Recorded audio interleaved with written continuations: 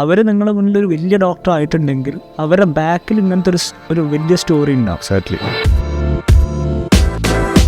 First thing to become a doctor, let be any profession, നമ്മൾ ആദ്യം ചെയ്യേണ്ട വെച്ചാൽ ഈ 5 ഗൈഡ് ലൈൻസ് ഫോളോ ചെയ്യുന്ന രാജ്യങ്ങളും യൂണിവേഴ്സിറ്റികളിലും മാത്രമേ സ്റ്റുഡൻസിന് പഠിക്കാൻ പറ്റുള്ളൂ. സോ നോൺ ക്ലിനിക്കൽ ആയിട്ടുള്ള ഡോക്ടേഴ്സാണ് കൂടുതൽ ജീവിച്ചത്. പിന്നെ അവർ പറയുന്ന കാരണം സ്ട്രെസ്സാണ്. അതെ, ഇത് നിങ്ങൾ കോഴ്സ് എൻ്റർ ചെയ്തിട്ട് നിങ്ങൾ മരിക്കുന്നവരെ അതെ, exactly, you are A doctor.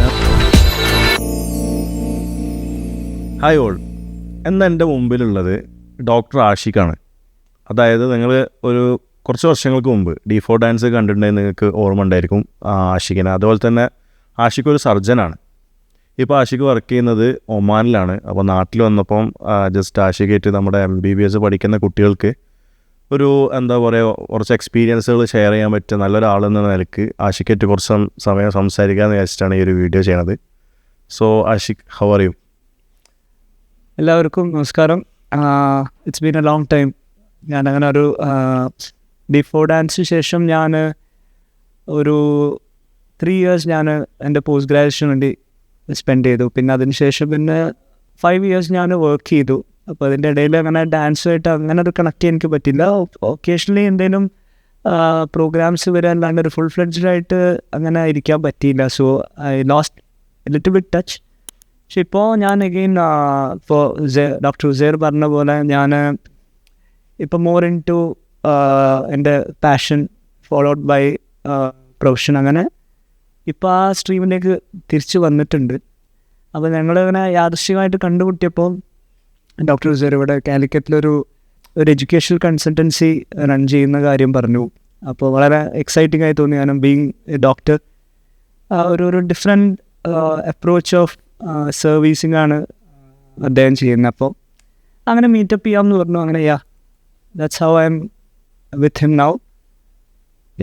സത്യം പറഞ്ഞാൽ നമ്മൾ കുറച്ച് ഒഫീഷ്യലായിട്ട് അവിടെ പോലെ തോന്നുന്നു. നമ്മൾ സത്യം പറഞ്ഞാൽ ഞാനും ഡോക്ടർ ആഷിഖും നല്ല ഫ്രണ്ട്സാണ്. അപ്പോൾ നമ്മൾ കുറേ ദിവസമായിട്ട് ഇങ്ങനെ പ്ലാൻ ചെയ്യുന്നുണ്ട്, നമുക്കൊരു സെക്ഷൻ വെക്കണം, ഒരു ദിവസം ഇരുന്ന് സംസാരിക്കണം. അങ്ങനെ ആഷിഖ് ഇപ്പോൾ 2 പ്രാവശ്യം ഒമാനിൽ പോയി വന്ന് ഇന്നാണ് ഇപ്പോൾ നമുക്കൊരു സമയം കിട്ടിയത്. ഇനിയിപ്പോൾ നാളെ ആഷിഖ് പോവാണ് ഒമാനിക്ക് വീണ്ടും. സോ എങ്ങനെ പോണു ഇപ്പം, എന്താ പറയുക, ഇപ്പോൾ ഒമാനിൽ വർക്ക് ചെയ്യാണെന്ന് പറഞ്ഞു, എങ്ങനെ പോണു? ഇപ്പോൾ ഡാൻസൊക്കെ ശരിക്ക് മുന്നോട്ട് കൊണ്ടുപോകാൻ പറ്റുന്നുണ്ട് അതിൻ്റെ കൂടെ? അതായത് ഇൻസ്റ്റാഗ്രാമിൽ കുറേ ഫോളോവേഴ്സ് ഉണ്ട് ആഷിഖിന്, ഇഷ്ടംപോലെ ഫോളോവേഴ്സ് ഉണ്ട്. അതിനിടയ്ക്ക് ഒരു വീഡിയോ കൂടി ഇട്ടിരുന്നു, ഒരു 2 കുട്ടികൾ ഡാൻസ് ചെയ്തതിൻ്റെ അതേപോലെ ചെയ്തിട്ട് അത് കുറച്ചൊന്ന് വൈറലായിരുന്നു. റസ്പുട്ടിൻ്റെ ഇല്ല, റസ്പുട്ടിൻ്റെ ഡാൻസ് ചെയ്യുന്ന സമയത്ത് മലബാർ മെഡിക്കൽ കോളേജിൽ വർക്ക് ചെയ്തത് സമയത്ത് ഇതേപോലെ ജാനകി ആൻഡ് പേര് നവീൻ, അവരെ വീഡിയോ ഭയങ്കര വൈറലായിരുന്നു. അപ്പോൾ അവരെ സപ്പോർട്ട് ചെയ്യണം എന്നുള്ള രീതിയിൽ ഞാനൊരു ഡാൻസ് ചെയ്തിരുന്നു. ഇറ്റ് വാസ് നല്ല റെസ്പോൺസ് കിട്ടിയിരുന്നു. അന്ന് കുറച്ച് ഒരു 1 million വ്യൂസ് എല്ലാം ഉണ്ടായിരുന്നു. പിന്നെ അതിനുശേഷം ഞാൻ പിന്നെ ഒമാനിലേക്ക് പോയി. ഇപ്പോൾ അക്കാദമിക്കലി ആയിട്ട് ഇപ്പോൾ എന്താണ്, ഇപ്പോൾ എന്തെങ്കിലും ഇനിയിപ്പോൾ ഇപ്പോൾ സൂപ്പർ സ്പെഷ്യാലിറ്റിയിലേക്ക് പോകുന്നുണ്ടോ? എന്താണ് ഇപ്പോൾ ആഷിഖിൻ്റെ പ്ലാൻ? ഇല്ല, ഞാൻ സൂപ്പർ സ്പെഷ്യാലിറ്റി അഗെയിൻ നമ്മൾ MCH ചെയ്യേണ്ടി വരും. അതൊരു 3 years ആണ്. അപ്പോൾ ഞാൻ അങ്ങനെ അത്രയും ടൈം സ്പെൻഡ് ചെയ്യാൻ ഞാൻ ഉദ്ദേശിക്കുന്നില്ല. So I will be going with some fellowship എബ്രോഡിൽ, UK അല്ലെങ്കിൽ അമേരിക്കൻ ബോർഡിൻ്റെ ഏതെങ്കിലും ഫെലോഷിപ്പ് എടുത്തിട്ട് സെറ്റിൽ ചെയ്യാനാണ് വിചാരിക്കുന്നത്. അപ്പം ഡോക്ടർ ആഷിഖ്, നമ്മളിപ്പം എന്താ പറയുക, ഓൾമോസ്റ്റ് നമ്മുടെ ഇപ്പോൾ പാഷൻ ആണെങ്കിലും പ്രൊഫഷൻ ആണെങ്കിലും ഒരേപോലെ എന്ത് ചെയ്യാൻ പറ്റുന്നുണ്ട്, കണ്ടിന്യൂ ചെയ്യാൻ പറ്റുന്നുണ്ട്. ഇപ്പോൾ എൻ്റെ ഒരു പർപ്പസ് ഇപ്പോൾ എന്താണെന്ന് വെച്ചാൽ ഒരുപാട് സ്റ്റുഡൻസ് നമ്മുടെ നാട്ടിൽ MBBSന് വേണ്ടിയിട്ട് ട്രൈ ചെയ്യുന്നുണ്ട്. അപ്പോൾ അവർക്കൊക്കെ ഒരു ഓപ്പർച്യൂണിറ്റി കൊടുക്കാൻ വേണ്ടിയിട്ടാണ് നമ്മളിപ്പോൾ ഈ ഒരു എഡ്യൂക്കേഷൻ കൺസൾട്ടൻസി റൺ ചെയ്യുന്നത്. അപ്പോൾ ഒരു MBBS പഠിക്കണമെന്ന് ആഗ്രഹിക്കുന്ന ഒരു കുട്ടി, ആ കുട്ടി ആഷിഖിൻ്റെ അടുത്തൊരു ഉപദേശം ചോദിക്കുകയാണ്. മീൻസ് ഞാനിപ്പോൾ ഡോക്ടറായാലുള്ള ഓപ്പർച്യൂണിറ്റീസ് അങ്ങനെയൊക്കെ ചോദിക്കുകയാണെങ്കിൽ ആഷിഖിന് എന്തെങ്കിലും അവരുടെ അടുത്ത് പറയണ്ടാവും. കാരണം ഓൾറെഡി ഡാൻസ് എന്നുള്ളൊരു പാഷൻ വിടാണ്ടാണ് MBBS പഠിച്ചതും അതിന് പുറമെ സ്പെഷ്യാലിറ്റി കഴിച്ചതൊക്കെ ആ ഒരു പാഷൻ കൂടെ കൊണ്ടുപോയിട്ടാണല്ലോ. അപ്പം നമ്മുടെ ഇപ്പോഴത്തെ കുട്ടികളുടെ അടുത്ത് എന്താണ് ആഷിഖിന് പറയാനുണ്ടാവുക? It's a brilliant question. എന്ന് വെച്ചാൽ അതൊരു ഒരുപാട് പറയാനുണ്ടാവും. പക്ഷെ I try to say like ആദ്യം തന്നെ നമ്മളൊരു കരിയർ ചൂസ് ചെയ്യുക. Being a doctor is like choosing a career. അപ്പം കരിയർ ചൂസ് ചെയ്യുമ്പോൾ സ്വാഭാവികമായിട്ടും നമ്മുടെ ഏജ് ഗ്രൂപ്പ് നമ്മളൊരു എഡ്യൂക്കേഷൻ സിസ്റ്റത്തിൽ എങ്ങനെയാണെന്ന് വെച്ചാൽ ഒരു 17 വയസ്സാകുമ്പോൾ അല്ലെങ്കിൽ 18 വയസ്സാകുമ്പോൾ നമ്മൾ +2 കഴിയുന്നു.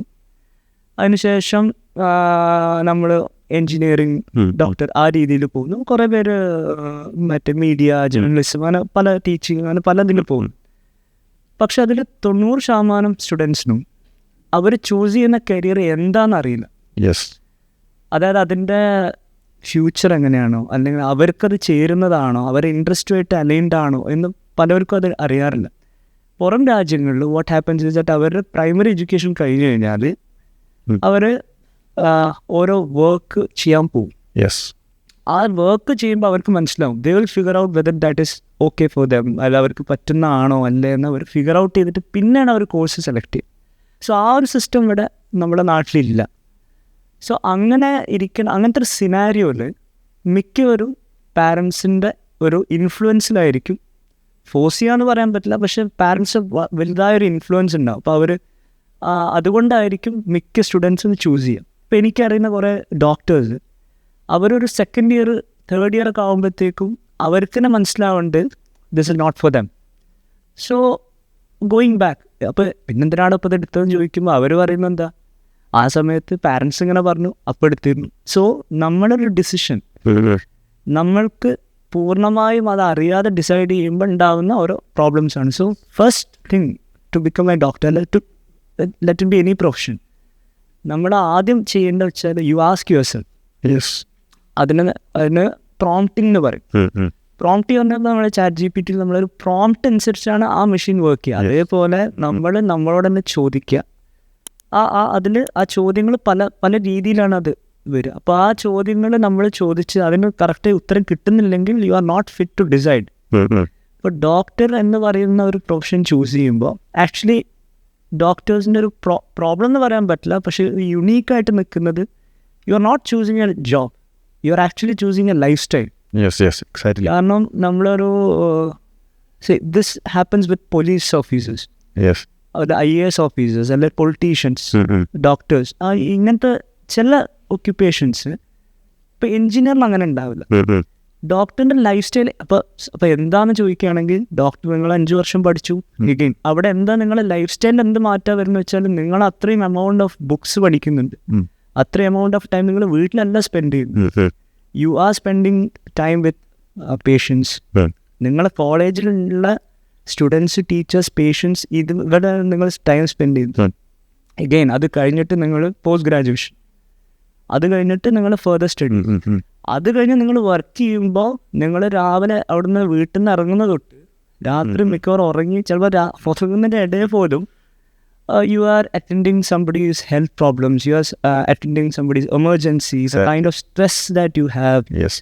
ഇതെല്ലാം മനസ്സിലാക്കിക്കൊണ്ട് നിങ്ങൾ ചൂസ് ചെയ്യണം. അത് നിങ്ങൾക്ക് മനസ്സിലായിട്ടുണ്ടെങ്കിൽ, അല്ലെങ്കിൽ നിങ്ങൾക്ക് അതെല്ലാം നിങ്ങൾ ഓക്കെ ആണെങ്കിൽ യു ഗോ അഹെഡ്. അപ്പോഴാണ് നിങ്ങളെ പ്രൊഫഷൻ അല്ലാതെ നിങ്ങളതുമായിട്ട് പാഷനേറ്റ് ആവുക. അല്ലാതെ ഒരു ഡോക്ടർ, അപ്പോൾ ഡോക്ടർ ഉസൈർ ചോദിച്ചതിൻ്റെ ഫസ്റ്റ്, അത് ഒരാൾ വന്ന് ചോദിക്കുമ്പോൾ ആദ്യം ഞാനിത് അങ്ങോട്ട് പറയുക ചെയ്യുക, ഓക്കെ ഇതൊക്കെയാണ് സംഭവം, ഇങ്ങനെയൊക്കെയാണ് ലൈഫ്, അപ്പോൾ ഇത് ചൂസ് ചെയ്യാൻ ഞങ്ങൾ ഓക്കെ ആണോ, യു ഗോ ഹെഡ്. കാരണം ബാക്കി ഈ പറയുന്ന എല്ലാതും സെക്കൻഡറി വരിക. അതെ, അതായത് ആൾക്കാർ കാണുമ്പോൾ ഉണ്ടാവുക വലിയ കാറിൽ പോണ്, അതെ, ഞാൻ ജസ്റ്റ് ആൾക്കാർ അതൊക്കെയുള്ള നോട്ടീസ് ചെയ്യുക. എക്സാക്ട്ലി. ഒരു ഡോക്ടർ എന്ന് പറയുമ്പോൾ മനസ്സിലെന്താ വരുന്നത്, ആ ഒരു കുറച്ച് റിച്ച് ലൈഫ് എന്നുള്ള ഒരു, അതിൻ്റെ ബാക്കിലുള്ളൊരു ആ ഒരു ടൈമും സ്ട്രഗിളും അത് ശരിക്കും മനസ്സിലാക്കിയിട്ടാണ് അതിലേക്ക് വരേണ്ടത്. ആ ഒരു മേ ബി സ്റ്റാറ്റസ് സിമ്പിളായിട്ടാണ് പലരും കാണാറ്. ബട്ട് എഗെയിൻ ഒരു 18 വയസ്സിൽ MBBS കയറുന്ന ഒരു സ്റ്റുഡൻറ്റ്, ദാറ്റ്സ് 5 years, അവരൊരു 23-24 ആവും. അത് കഴിഞ്ഞിട്ടൊരു കൊല്ലം ഹൗസ് സർജൻസി, അത് കഴിഞ്ഞിട്ട് 3 years പോസ്റ്റ് ഗ്രാജുവേഷൻ, അതിൻ്റെ ഇടയിൽ അവർ അതിനുവേണ്ടി എൻട്രൻസ് കോച്ചിങ്, ഒരു റഫ്ലി സ്പീക്കിംഗ് ഒരു സ്പെഷ്യലിസ്റ്റ് ആയിട്ട് ഇന്ത്യയിൽ വർക്ക് ചെയ്യണമെങ്കിൽ you have to compromise at least 10 years. അതും കറക്റ്റ് ടൈമിൽ എൻട്രൻസ് കിട്ടിയാൽ. അതെ, സാധാരണ 1 കൊല്ലം 2 കൊല്ലം 3 കൊല്ലം ഒക്കെ റിപ്പീറ്റ് ചെയ്യുന്ന ഒരു ടെൻഡൻസി ഉണ്ടല്ലോ. അതെ, ഒരു ഏകദേശം അത്ര ഒരു 10-12 കൊല്ലം. അല്ല, അതല്ല, അത് കഴിഞ്ഞിട്ട് നിങ്ങൾ again you have to invest. Suppose post graduation കഴിഞ്ഞ് കഴിഞ്ഞാൽ നിങ്ങൾ വർക്ക് ചെയ്യാൻ പോകുന്നത് എങ്ങനെയാണ്, ഒരു ഹോസ്പിറ്റലായിട്ട് നിങ്ങൾ വർക്ക് ചെയ്യും. അത് കഴിഞ്ഞ് നിങ്ങൾ പ്രൈവറ്റ് പ്രാക്ടീസ് ഉണ്ടാവും.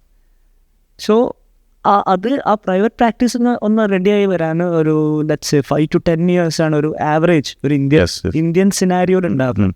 So 10 education 10 years again you for നിങ്ങളൊരു പ്രാക്ടീസ് വെച്ചപ്പോൾ ഒരു 20 years എടുക്കും നിങ്ങളൊന്ന് സെറ്റപ്പ് ആവാൻ. Then you start making money. അതുവരെ it's a struggle. Exactly. Okay, അപ്പോൾ ഇപ്പം നമുക്ക് കുട്ടികൾക്ക് ഏകദേശം ഒരു കാര്യം മനസ്സിലായല്ലോ. ഇനിയിപ്പോൾ പാരൻസ് ഉണ്ടല്ലോ, അതായത് ഞാനൊരു ട്രെൻഡ് പറഞ്ഞാൽ നമ്മുടെ അടുത്ത് ഒരുപാട് സ്റ്റുഡൻസ്, ഞാനിപ്പോൾ ലാസ്റ്റ് വെബിനാറിലും ഞാൻ സ്റ്റാർട്ട് ചെയ്യുമ്പോൾ തന്നെ പറഞ്ഞൊരു കാര്യമുണ്ട്. അപ്പോൾ ഇപ്പോൾ ഒരു റീസെൻ്റ്ലി ഒരു വെബിനാർ കണ്ടക്ട് ചെയ്ത് ഏകദേശം ഒരു 90 പാരൻസിൻ്റെ അടുത്തുണ്ടായിരുന്നു. അപ്പോൾ അവരുടെ അടുത്ത് സ്റ്റാർട്ട് ചെയ്യുമ്പോൾ തന്നെ ഞാൻ പറഞ്ഞൊരു കാര്യമുണ്ട്. കാരണം താല്പര്യം 10 പൈസ മാത്രം കാര്യമില്ല. MBBS പൈസ കൊടുത്താലും എന്താ പറ്റും, NRI കോട്ടയിലേക്ക് കയറിയിട്ട് പഠിക്കാൻ, നീറ്റ് ക്വാളിഫൈ ആയാൽ നമ്മുടെ നാട്ടിലും പഠിക്കാൻ പറ്റും, പുറത്ത് പോയിട്ടും പഠിക്കാൻ പറ്റും. ഞാൻ ആദ്യം പറഞ്ഞത് പൈസ അല്ല ഇമ്പോർട്ടൻറ്റ്, നമുക്ക് ടൈം ഇൻവെസ്റ്റ് ചെയ്യാൻ തയ്യാറുണ്ടെങ്കിലാണ് എനിക്ക് തോന്നിയിട്ടുള്ളതാണ് കേട്ടോ. അപ്പോൾ ആഷിക്കിൻ്റെ ഒരു ഒപ്പീനിയനിൽ നമുക്ക് ടൈമും കൂടിയും ഒരു ഇമ്പോർട്ടൻ്റ് അല്ലേ. പിന്നെ അതുപോലെ തന്നെ പാരൻസ് ഉണ്ട്, അതായത് ഓരോ സ്റ്റാറ്റസിന് വേണ്ടിയിട്ട് ഞാൻ ഒരിക്കലും ഡോക്ടറാകാൻ ഒരാൾക്ക് താല്പര്യമില്ല അയാളെ പുഷ് ചെയ്തിട്ട് എങ്ങനെയും ഡോക്ടറാക്കണം എന്നുള്ളൊരു അഭിപ്രായക്കാരനല്ല. കാരണം അയാൾക്ക് ചിലപ്പോൾ ആ ഒരു പ്രൊഫഷനിൽ എന്ത് ചെയ്യാൻ പറ്റില്ല, എക്സ്റ്റെൻഡ് ചെയ്യാൻ പറ്റില്ല, പറ്റൂല. അപ്പോൾ അങ്ങനത്തെ പാരൻസ് ഉണ്ട് അറ്റ് എനി കോസ്റ്റ്. അങ്ങനത്തെ പാരൻസിൻ്റെ അടുത്തും പിന്നെ ഈ പൈസ മാത്രം മതി ടൈം സ്പെൻഡ് ചെയ്യാൻ താല്പര്യമില്ലാത്ത സ്റ്റുഡൻസ്, അവരുടെ അടുത്തും എന്താണ് ഒരു സജഷൻ? നമ്മുടെ ഏത് പ്രൊഫഷനാണെങ്കിലും നമുക്ക് whether it is doctor anything, നമുക്ക് താല്പര്യമില്ലാതെ പുഷ് ചെയ്യുന്ന പാരൻസ് അവരോട് ചെയ്യുന്ന ഒരു വലിയ ക്രൈമായിട്ടാണ് എനിക്ക് തോന്നിയത്. കാരണം ഒരിക്കലും പാരൻസ് എന്താണ് ചിന്തിക്കുന്നത്, പാരൻസ് ഒരു 17 +2 കഴിഞ്ഞ അവരുടെ മക്കൾ ഒരു പ്രൊഫഷണൽ കോഴ്സിലേക്ക് ചേരുന്നതും അവരുടെ മൈൻഡിലുള്ള ഒരു 90% പാരൻസ് എന്താ ചിന്തിക്കാം, അവരുടെ ഫിനാൻഷ്യൽ ലൈഫ് ഫിനാൻഷ്യൽ കാര്യങ്ങൾ സെക്യൂർഡ് ആക്കണം, അപ്പോൾ അതിനുവേണ്ടി ഒരു ജോബ് വേണം, അങ്ങനെ ജോബ് വേണമെങ്കിൽ കുറച്ചൊരു ഹൈ ജോബ് വേണം എന്ന് ചിന്തിക്കുന്ന ആണ് മിക്ക പാരൻസും, എസ്പെഷ്യലി ഇൻ കേരള. പിന്നെ ഹുസൈർ പറഞ്ഞ പോലെ സ്റ്റാറ്റസ് നോക്കുന്ന പാരൻസ് ഉണ്ട്, അതായത് അവരുടെ സ്റ്റാറ്റസിന് ചേർന്ന ഒരു പ്രൊഫഷണൽ കരിയർ. ഇവിടെ ഈ 2 വിഭാഗം ആൾക്കാരും മിസ്സായി പോകുന്നൊരു കാര്യം വെച്ചാൽ അവരവരെ കുട്ടികളെ നോക്കുന്നില്ല. ആ കുട്ടീൻ്റെ കഴിവ്, ആ കുട്ടീൻ്റെ പാഷൻ. അപ്പോൾ അഗൈൻ നേരത്തെ പറഞ്ഞ പോലെ അവരുടെ കുട്ടികൾക്ക് ഈ ഡോക്ടർ പ്രൊഫഷനായിട്ട് പാഷനേറ്റ് ആണെന്നുണ്ടെങ്കിൽ then the next question is ഇതിൻ്റെ ബാക്കി കാര്യങ്ങൾ, അതായത് അതിൻ്റെ ടൈം.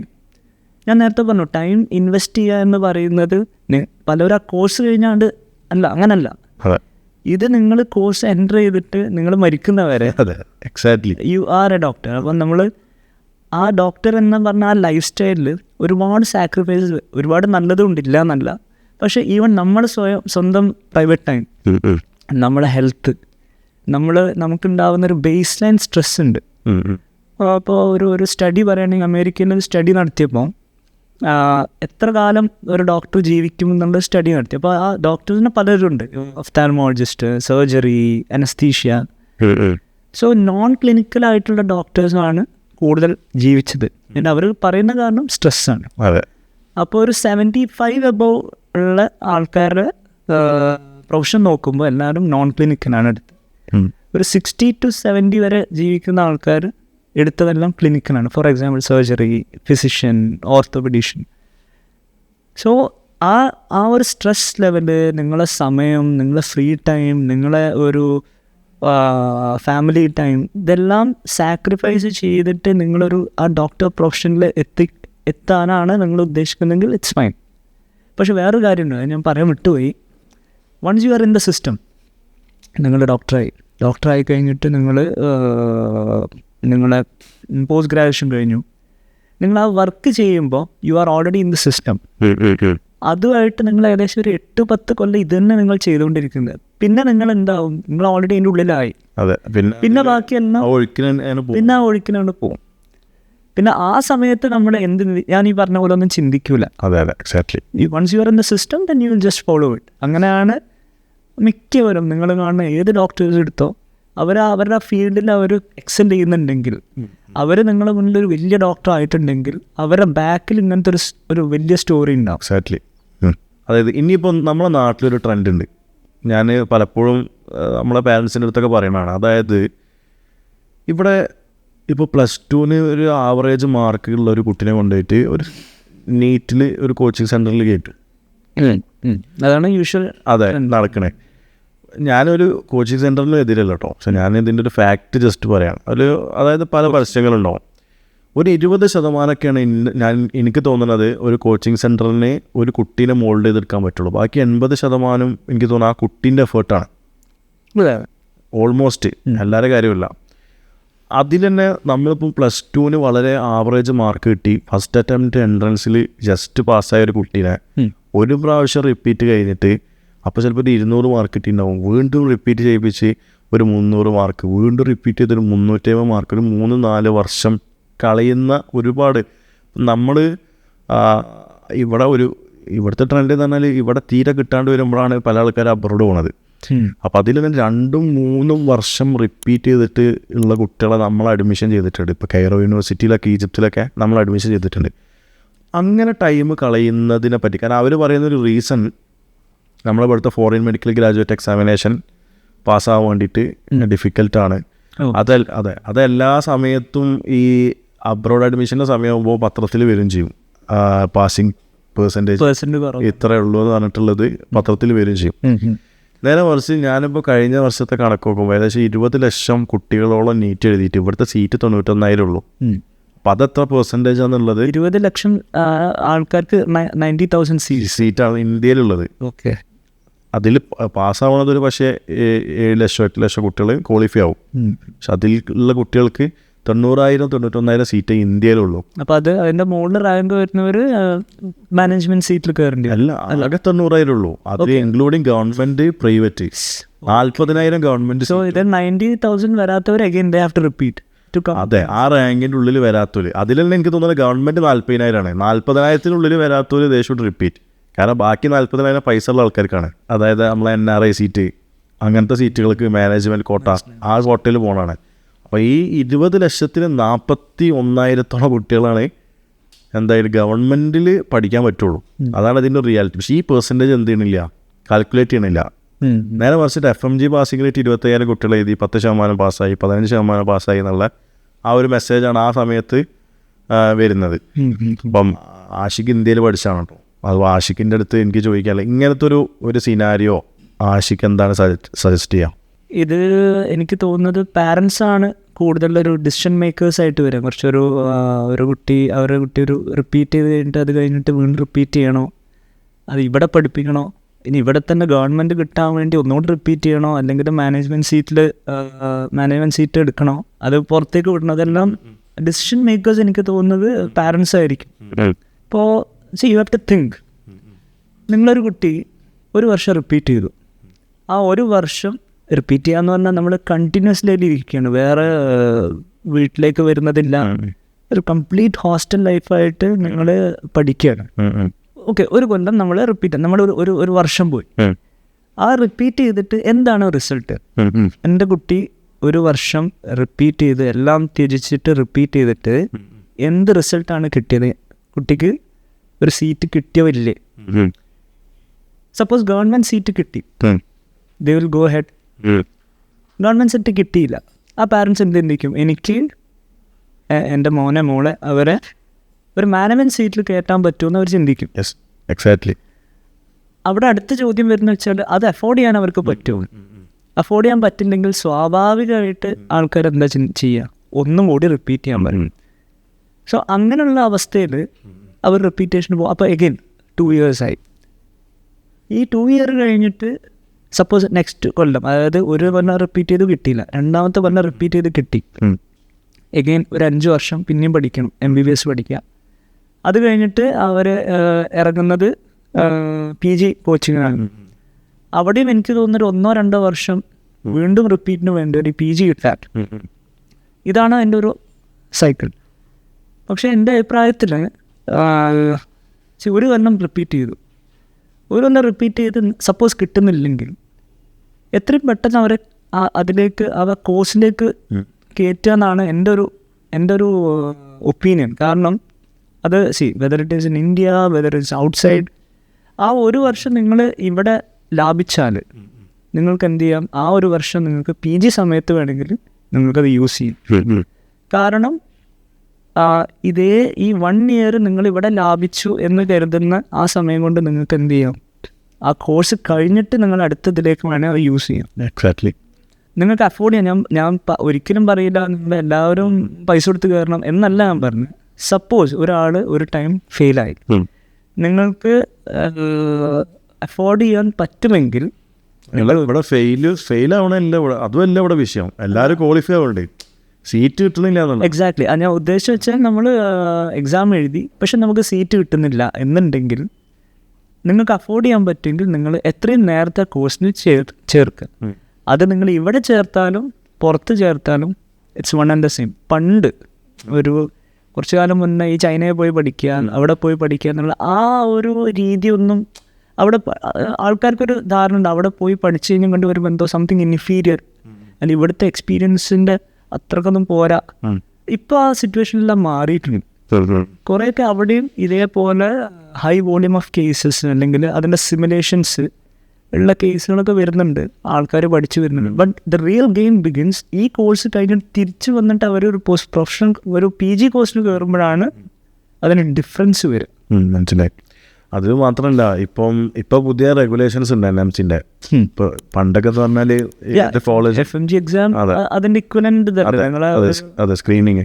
അത് മാത്രമല്ല, ഇപ്പോൾ NMCൻ്റെ കുറച്ച് ഗൈഡ് ഉണ്ട്. ഇപ്പോൾ നമുക്ക് ഓടി ചാടി കയറിയിട്ട് ഫ്ലൈറ്റിന് കയറി പോയി ഏതെങ്കിലും യൂണിവേഴ്സിറ്റി ഒന്നും ഇപ്പോൾ സെലക്ട് ചെയ്യാൻ പറ്റില്ല. NMC സ്പെസിഫിക് ആയിട്ട് കറക്റ്റായിട്ട് 5 ഗൈഡ് ലൈൻസ് പറയുന്നുണ്ട്. ഈ 5 ഗൈഡ് ലൈൻസ് ഫോളോ ചെയ്യുന്ന രാജ്യങ്ങളും യൂണിവേഴ്സിറ്റികളിലും മാത്രമേ സ്റ്റുഡൻസിന് പഠിക്കാൻ പറ്റുള്ളൂ. അല്ലാണ്ട് അതായത് NMC തരുന്ന ഗൈഡ് ലൈൻസ് ഒക്യുപ്പൈ ചെയ്യുന്ന യൂണിവേഴ്സിറ്റിയിൽ മാത്രം അതെ അവർ അഡ്മിഷൻ. അതല്ലാണ്ട് ഇവിടെ കഴിഞ്ഞ് വന്നാൽ ഇന്ത്യയിൽ പ്രാക്ടീസ് ചെയ്യാൻ പറ്റില്ല. മാത്രമല്ല NMC തന്നെ പറയുന്നുണ്ട് നീറ്റ് ക്വാളിഫൈ ആയിരിക്കണം. ഇന്ത്യയിലേക്കല്ല, അബ്രോഡ് പഠിക്കണമെങ്കിൽ നീറ്റ് ക്വാളിഫൈ ആവണം. നീറ്റ് UG ക്വാളിഫൈ ആയാലും മാത്രമാണ് ഇപ്പം എന്താ പറയുക പുറത്തും പോകാൻ പറ്റുള്ളൂ. അതായത് കുറച്ചുകൂടി സ്റ്റാൻഡർഡൈസ്ഡ് ആയിട്ട്. അതെ. എനിക്ക് തോന്നുന്നത് നെക്സ്റ്റ് എക്സാം എന്ന് പറഞ്ഞിട്ടൊരു പുതിയ എക്സാം ഇപ്പം വരുന്നുണ്ടല്ലോ. ആ നെക്സ്റ്റ് ഇംപ്ലിമെൻറ്റ് ചെയ്യുമ്പം FMGസിനും ഇന്ത്യൻ മെഡിക്കൽ ഗ്രാജുവേറ്റ്സിനും ഒരേപോലെ എക്സാം കൊണ്ടുവരണം എന്നുള്ളതാണ് NMCൻ്റെ ഒരു കാഴ്ചപ്പാട്. അപ്പോൾ അതിന് മുമ്പ് തന്നെ സ്റ്റാൻഡർഡൈസ് ആക്കുക എന്നുള്ള ആ ഒരു ഇതിന് ഏകദേശം 2 വർഷമായിട്ട് ആ ഒരു മെത്തേഡിലേക്ക് NMC ഓൾറെഡി മൂവ് ചെയ്തിട്ടുണ്ട്. അപ്പോൾ ചുരുക്കി പറയുകയാണെങ്കിൽ നമ്മൾ പ്ലസ് ടു കഴിഞ്ഞിട്ട് നമ്മൾ നീറ്റ് ക്വാളിഫൈ ചെയ്താലേ നിങ്ങൾ ഇവിടെ ആണെങ്കിലും എബ്രോഡ് ആണെങ്കിലും നമുക്ക് MBBS കോഴ്സ് എടുക്കാൻ പറ്റുള്ളൂ. അതെ. അതിന് NMCൻ്റെ അക്രഡിറ്റേഷൻ ആയിട്ടുള്ള കോളേജിൽ മാത്രമേ പുറത്ത്. അതെ, അത് 5 സ്പെസിഫിക് റൂൾസ് ഉണ്ട്. 5 അതായത് ഇനി ഞാൻ എൻ്റെ എല്ലാ വീഡിയോസിലും പറയുന്നതാണ്. അത് 5ൽ ഒരു റൂൾ എന്ന് പറഞ്ഞാൽ ഇത് WDOMS, അതായത് WHO അപ്രൂവ്ഡ് ആയിരിക്കണം കോളേജ്.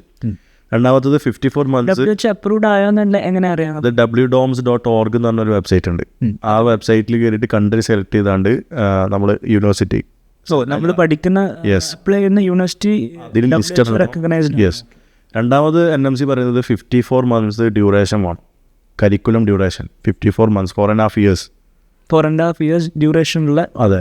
പ്ലസ് 1 year ഇന്റേൺഷിപ്പ് വേണം. ഓക്കെ. അപ്പോൾ 3 റൂൾസായി. 4ാമത്തെ റൂൾസ് എന്ന് പറഞ്ഞാൽ curriculum should be in English medium ആയിരിക്കണം, ഗ്ലോബൽ ലാംഗ്വേജ്. അതെ. 5ാമത്തെ റൂൾ എന്ന് പറഞ്ഞാൽ ഈ നിങ്ങൾ പഠിക്കുന്ന രാജ്യത്ത് നിങ്ങളുടെ ഡിഗ്രി രജിസ്റ്ററബിൾ ആയിരിക്കും. അതായത് ആ രാജ്യത്തെ കുട്ടികൾ അവിടെ രജിസ്റ്റർ ചെയ്യുന്ന പോലെ തന്നെ നിങ്ങൾ പഠിക്കുന്ന യൂണിവേഴ്സിറ്റിയും ആ യൂണിവേഴ്സിറ്റിയിലെ ഡിഗ്രിയും പഠിച്ചാൽ നിങ്ങൾക്ക് ആ രാജ്യത്ത് എന്ത് ചെയ്യാൻ പറ്റണം, പ്രാക്ടീസ് ചെയ്യാൻ പറ്റും. ആ 5 റൂൾസ് ഫോളോ ചെയ്യുന്ന യൂണിവേഴ്സിറ്റി ആണെങ്കിൽ NMC അക്രഡിറ്റഡ് ആണ് എന്നാണ്. കാരണം കുറച്ച് മുന്നേ MCAൻ്റെ വെബ്സൈറ്റിൽ ലിസ്റ്റ് ഉണ്ടായിരുന്നു കോളേജുകൾ, ഇപ്പോൾ അതില്ല. NMC ആയതിനു ശേഷം 5 റൂൾസ് കൊടുത്തു. 5 റൂൾസ് ഫോളോ ചെയ്യുന്നുണ്ടോ അതിൽ അഡ്മിഷൻ എടുക്കാനാണ്. ഇപ്പോൾ ഉസേറിപ്പോൾ ചെയ്യുന്ന സർവീസ് എന്താ വരുന്നത്? ഇപ്പോൾ നമ്മളിപ്പം ചെയ്യുന്നതെന്ന് പറഞ്ഞാൽ നമ്മൾ സ്പെസിഫിക് കൺട്രീസ് ഉണ്ട്. നമ്മൾ നേരിട്ട് പോയി വിസിറ്റ് ചെയ്ത കുറച്ച് യൂണിവേഴ്സിറ്റികളും കൺട്രിയുണ്ട്. ഇപ്പോൾ നമ്മളെ യൂട്യൂബ് ചാനലൊക്കെ കയറിയാൽ നമ്മളെ യൂട്യൂബ് ചാനലിൽ കയറി നമുക്ക് മനസ്സിലാവും. നമ്മളെ ടീമിനെ കൊണ്ടുപോയി ഫുള്ള് ഷൂട്ട് ചെയ്തിട്ടുണ്ട്. നമ്മൾ ചൂസ് ചെയ്യുന്ന യൂണിവേഴ്സിറ്റികളെന്ന് പറഞ്ഞാൽ ഗവൺമെൻറ് യൂണിവേഴ്സിറ്റികളാണ് മോസ്റ്റ്ലി ചൂസ് ചെയ്യുന്നത്. അതായത് ഏത് രാജ്യത്താണ് പോകുന്നത് അവിടുത്തെ ഗവൺമെൻറ് യൂണിവേഴ്സിറ്റികൾ കുറച്ച് റാങ്കിങ് ഒക്കെ ഉള്ള. ഇപ്പം നമ്മൾ ചെയ്യുന്നതിന് ഏറ്റവും ടോപ്പ് റാങ്കിങ് കറൻ്റ്ലി ഉള്ളത് കൈറോ യൂണിവേഴ്സിറ്റിയാണ്. 260 to 350 റാങ്കിങ് ആണ്. നമ്മൾ പഠിക്കുമ്പോൾ ഈ കൈറോ യൂണിവേഴ്സിറ്റി ഒന്നും നമുക്ക് അറിയില്ല. കെയറൊക്കെ ഏകദേശം ഒരു 3 വർഷമൊക്കെ ആയിട്ടുള്ളൂ നമ്മളെ നാട്ടിൽ നിന്ന് കുട്ടികൾ. കാരണം എമിറാത്തികളും സൗദികളും ഒക്കെ ഇവിടെ പഠിക്കുന്നുണ്ട്, ഈജിപ്തിൽ പഠിക്കുന്നുണ്ട്. ഇപ്പോൾ റീസെൻ്റ്ലി ഞാൻ ഈ കെയർ യൂണിവേഴ്സിറ്റിയിൽ നമ്മളെ കുട്ടികളെ കൊണ്ടുപോയപ്പോൾ ഞാൻ എംബസിയിൽ പോയിരുന്നു, ഇന്ത്യൻ എംബസിയിൽ. അപ്പോൾ 5 ഇന്ത്യൻ ഡോക്ടേഴ്സ് ഉണ്ട് അവിടെ, 5 ഇന്ത്യൻ ഡോക്ടർ. അപ്പോൾ ഞാൻ അവരെ പരിചയപ്പെട്ടു. ഒരു തമിഴ്നാട്ടിൽ നിന്നുള്ള കുറച്ച് ആൾക്കാരുണ്ട്, മലയാളികളുണ്ട്. അപ്പോൾ നാട്ടിലെ മെഡിക്കൽ കോളേജിൽ പഠിച്ചവർ. അപ്പോൾ ഞാൻ ഇവരുടെ അടുത്ത് ചോദിച്ചു, നിങ്ങൾ എന്താണ് ഇവിടെ എന്താണ് കാര്യം എന്ന് ചോദിച്ചപ്പം ഓല് പറഞ്ഞത് ഞങ്ങളിവിടെ കെയറോയിൽ PGക്ക് വന്നതാണ്.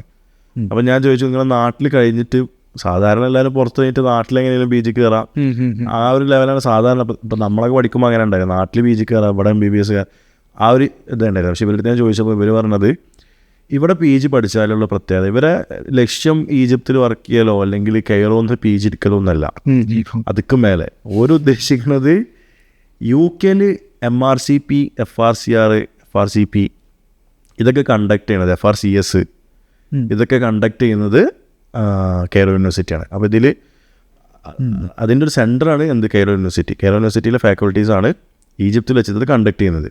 ഇവർ ജോയിൻ ചെയ്തിരിക്കുന്നത് OB ഉണ്ട്, OB ഗൈനക്കോളജിക്ക് ജോയിൻ ചെയ്ത ആളുണ്ടായിരുന്നു, സർജറി ഉണ്ട്, പിന്നെ റേഡിയോളജി. ഈ 3 ഡിപ്പാർട്ട്മെൻറ്റിലേക്കുമാണ് അവിടെ വന്നത്. അപ്പോൾ ഈ 3 ഡിപ്പാർട്ട്മെൻറ്റിൻ്റെയും MRCP അതേപോലെ തന്നെ എനിക്ക് തോന്നുന്നു റേഡിയോ FRCR ആണ് തോന്നുന്നുണ്ട്, പിന്നെ സർജറി FRCS ആണെന്ന് തോന്നുന്നു അല്ലേ. അപ്പോൾ ആ എക്സാമുകൾ കണ്ടക്ട് ചെയ്യണ കെയർ യൂണിവേഴ്സിറ്റി. അപ്പോൾ അത് ഓൾക്ക് ഒന്നുകൂടെ ക്രാക്ക് ചെയ്യാൻ ഈസിയാണ്. മനസ്സിലായി. അതാണ് അവർ അതിൽ പറഞ്ഞൊരു കാര്യം. അതായത് നിങ്ങളിപ്പോൾ ഞാനും അങ്ങനെ കേട്ടിട്ടുണ്ട്, ഒരു പാത്വേ ഉണ്ട്. അതായത് MBBS നാട്ടിൽ നിന്നോ പുറത്തുനിന്നോ ചെയ്യുന്നു. ഇപ്പോൾ ഈ പറഞ്ഞ പോലെ കെയറോ അങ്ങനത്തെ സ്ഥലത്ത് ചെയ്യുന്നു. പുറത്ത് ചെയ്യുകയാണെന്നുണ്ടെങ്കിൽ അവർ ആ ചെയ്യുന്ന യൂണിവേഴ്സിറ്റി ത്രൂ ഒരു അമേരിക്കൻ അല്ലെങ്കിൽ UK ബോർഡ് സർട്ടിഫൈഡ് ആയിട്ടുള്ള കോളേജിലേക്ക് എൻട്രി എക്സാമിന് വേണ്ടി ആ യൂണിവേഴ്സിറ്റിയിൽ നിന്ന് പഠിക്കുന്നു. Then they go to UK. അവിടെ പോയിട്ട് നിങ്ങൾ FRCS അല്ലെങ്കിൽ FRCP അവിടെ ഒരു കൺസൾട്ടൻ്റ് ആവും. Then you go back to where you came from. Like അത് മിഡിൽ ഈസ്റ്റ് ആണ് മിഡിൽ ഈസ്റ്റ്, ഇന്ത്യ ആണ് ഇന്ത്യ, അങ്ങനെ ഒരു റൂട്ട് കേട്ടിട്ടുണ്ട്. സോ മേ ബി അതൊരു ന്യൂ ഓപ്പണിങ്. ചില എനിക്ക് തോന്നുന്നില്ല പലർക്കും ഈ റൂട്ട് അറിയുന്നുണ്ടാവില്ല. That's a good deal actually. ഞാനും അവിടെ എത്തുമ്പോഴാണ് ഇവരുടെ അടുത്ത് ചോദിക്കുന്നത്. ഇപ്പോൾ നമ്മൾ ചെയ്യുന്ന ഏറ്റവും റാങ്ക്ഡ് യൂണിവേഴ്സിറ്റി അതാണ്. ഒരുപാട് ഗൾഫ് റെസിഡൻസിൻ്റെ സ്റ്റുഡൻസ് അവിടെ ഉണ്ട്. നമ്മൾ യാദൃശികമായിട്ട് നമ്മൾ ഇത്രയ്ക്ക് ചിന്തിക്കണില്ല. ഈവൻ ഞാൻ പുറത്ത് പഠിച്ചാണെങ്കിൽ പോലും ഞാൻ അങ്ങനെ ചിന്തിച്ചിട്ടില്ല. അപ്പോൾ ആഷിക്ക് ഇവിടെ പഠിച്ചാണ്, ഇവിടുന്ന് സർജറി എടുത്താണ്. ആഷിക്കും അങ്ങനെ ഒരു രീതിയിൽ ചിന്തിച്ചിട്ടില്ല. നമുക്ക് അന്ന് അറിയില്ല. പക്ഷെ എനിക്കും അറിയില്ല. പക്ഷെ ഞാൻ പറഞ്ഞത് കുട്ടികൾ എന്ത് ചെയ്യുന്നുണ്ട്, ഈവൻ എവിടെ പഠിച്ചാലും റിസർച്ച് ചെയ്യുന്നുണ്ട്, എവിടെ എന്തൊക്കെയാണ് ഓപ്പർച്യൂണിറ്റീസ്. ഇപ്പം ഇതിനു മുമ്പ് ഞാനിങ്ങനെ MRCPൻ്റെ ഒക്കെ കാര്യം നോക്കിയപ്പോൾ UK എങ്ങനെ രജിസ്റ്റർ ചെയ്യാമെന്ന് പറ്റി ആലോചിച്ചപ്പോൾ ഞാൻ കണ്ട് കുറേ, അതായത് പാകിസ്ഥാനിലത്തെ ഏതോ കോളേജിൽ ഇൻറ്റേൺഷിപ്പ് ചെയ്താൽ അവിടെ എനിക്കറിയില്ല എന്താണെന്ന് വെച്ചാൽ ഇന്ത്യയിൽ പാകിസ്ഥാൻ എന്ന് പറയുമ്പോൾ GDP വൈസ് പല ഇൻഡെക്സ് വൈസും ഇന്ത്യക്കാൾ ഒരുപാട് ഇൻഫോർമാണ്. പക്ഷേ അവിടെ ഉള്ള എല്ലാ കോളേജും അല്ല കേട്ടോ, അതെ സ്പെസിഫിക് 1-2 കോളേജ്, ഏതോ യൂണിവേഴ്സിറ്റി ഏതോ കോളേജ് UK അക്രഡിറ്റ് ഉണ്ട്. അതായത് അവിടെ പഠിച്ചു കഴിഞ്ഞാൽ ഏത് ഫോറിൻ, അതായത് UK, അമേരിക്ക, ഓസ്ട്രേലിയ, കാനഡ ഇതൊക്കെയാണ് ഒരു പ്രസ്റ്റീജിയസ് മെഡിക്കൽ ബോർഡ്സ് എന്ന് പറഞ്ഞാൽ അവിടേക്ക് എൻട്രി ഈസിയാണ്. അപ്പം ഞാൻ ചോദിക്കുമ്പോൾ എന്താ സംഭവം എന്ന് വെച്ചാൽ നമ്മളെ കരിക്കുലം ഒരു വെൽ സ്ട്രക്ചേർഡോ അല്ലെങ്കിൽ ആ സ്റ്റാൻഡേർഡ്സിന് യോജിച്ച നമുക്ക് കിട്ടുന്ന ഇന്ത്യൻ ഡോക്ടേഴ്സിന് കിട്ടുന്ന experience is far ahead than any country. കാരണം നമ്മൾ അത്രയും പോപ്പുലേഷൻ.